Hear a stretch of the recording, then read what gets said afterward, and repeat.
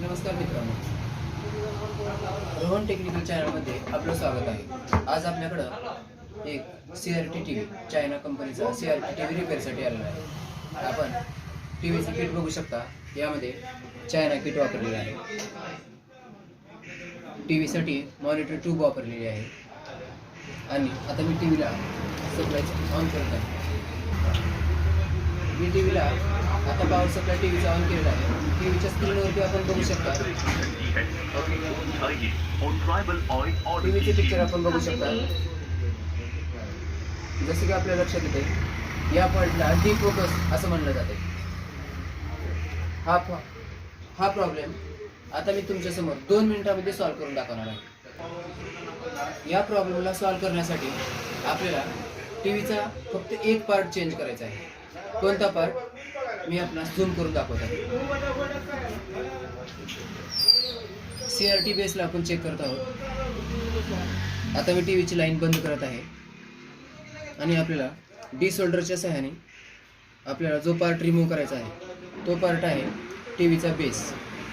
आपण T व्हीचा base change करणार आहोत. त्या अगोदर मी तुम्हाला टी व्हीचा बेस बाजूला काढून दाखवणार आहे. आपण ऑनलाईन पाहत आहोत. टी व्हीचा बेस मी ज्या वेळा रिमूव्ह करत आहे त्यावेळा आतली कंडिशन कशी आहे हे तुमच्या लक्षात येईल. आतला बेस गंजलेला असला पाहिजे. जसं की आपल्या अपेक्षेप्रमाणे पिक्चर ट्यूबची पूर्ण बाजू गंज चढलेला आहे आणि बेसमध्ये पण पाहू शकता आपण गंज धरलेला आहे. तर मित्रांनो, अशा प्रकारे आपण या CRT बेसचे सगळे पॉईंट ओपन करून घेतलेले आहेत. आता CRT बेसला मी बाजूला काढणार आहे.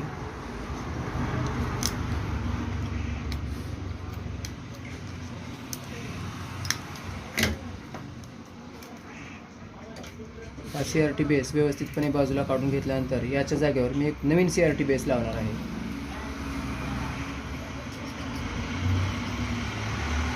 हा CRT बेस खराब झालेला आहे. हा बेस मी बाजूला काढला आहे. आपण खाली पण बघू शकता. आता याच्या जागेवर मी दुसरा CRT बेस बसवत आहे.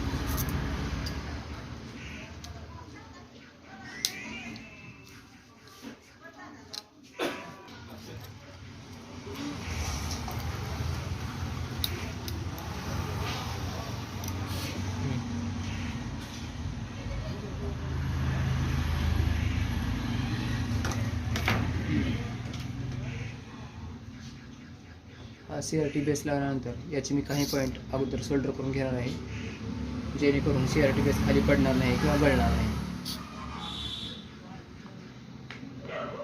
हे G2चं वायर आहे. हे G2चं वायर CRT बेस काढताना बाजूला निघालेलं आहे. हे सुद्धा वायर मी लावून घेत आहे व्यवस्थित.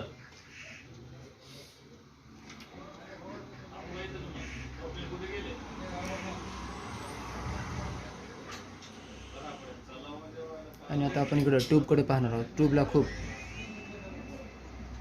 जंग चढलेला आहे. याला आपण फायलिंगच्या सहाय्यानं साफ करून घेणार आहोत.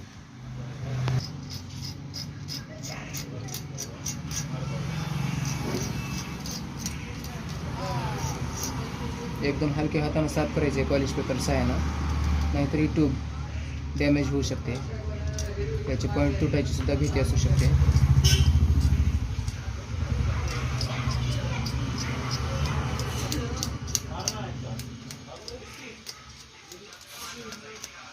लावल्याच्या नंतर आपण घेतल्याच्या नंतर जो जुना बेस होता त्याच्यामध्ये हे ST मधून जे आलेलं एक वायर होतं ते आपण इथं लावलेलं नाही. ते वायर आपल्याला इथून काढून घ्यायचं आहे आणि आपल्या त्यात जो नवीन दुसरा बेस बदललेला आहे त्या बेसच्या जागेवर याला प्लांट करायचं आहे.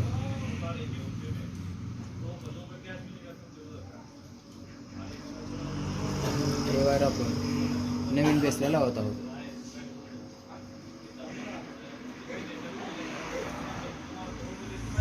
जे लोक नवीन टी व्हीचं काम शिकत आहेत अशा लोकांसाठी हा व्हिडिओ आहे. जे एक्सपर्ट लोक आहेत त्यांच्यासाठी हा व्हिडिओ नाही, कारण एक्सपर्ट लोकांना सांगायची काही आवश्यकता नसते. पण जे बिगिनर्स लोक असतात त्यांना हा व्हिडिओ खूप महत्त्वपूर्ण आणि महत्त्वाचा आहे. आता CRT बेस व्यवस्थितपणे बसवून घेतलेला आहे आणि बाकीचे जे पॉईंट आपण सोल्डर केलेले नव्हते त्या सर्व पॉईंटला आपल्याला रिसोल्डर करून घ्यायचं आहे. व्हिडिओमध्ये तुम्ही पाहत आहात एकदम व्यवस्थितपणे सोल्डर व्हायला पाहिजे.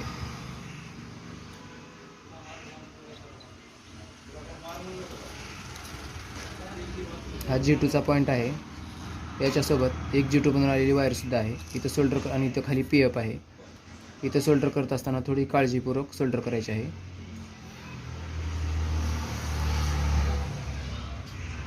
जे आपले बाकी पॉईंट आहेत ते सुद्धा पॉईंट सर्व काही व्यवस्थितपणे सोल्डर करायचे आहेत.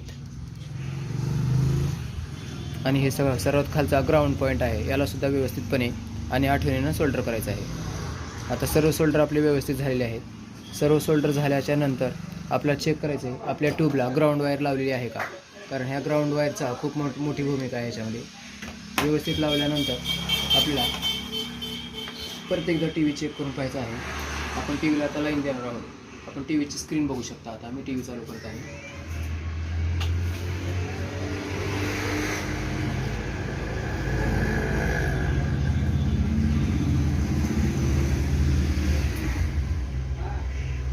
आपला TV व्यवस्थितपणे ऑन झालेला आहे आणि मी साऊंड देत आहे. आता जो थोडा मोठा आहे तो आपण EST सेट करून पण व्यवस्थित करू शकता. अगोदर आपण EST सेट करून पण हे व्यवस्थित करू शकत नाही. अशा प्रकारे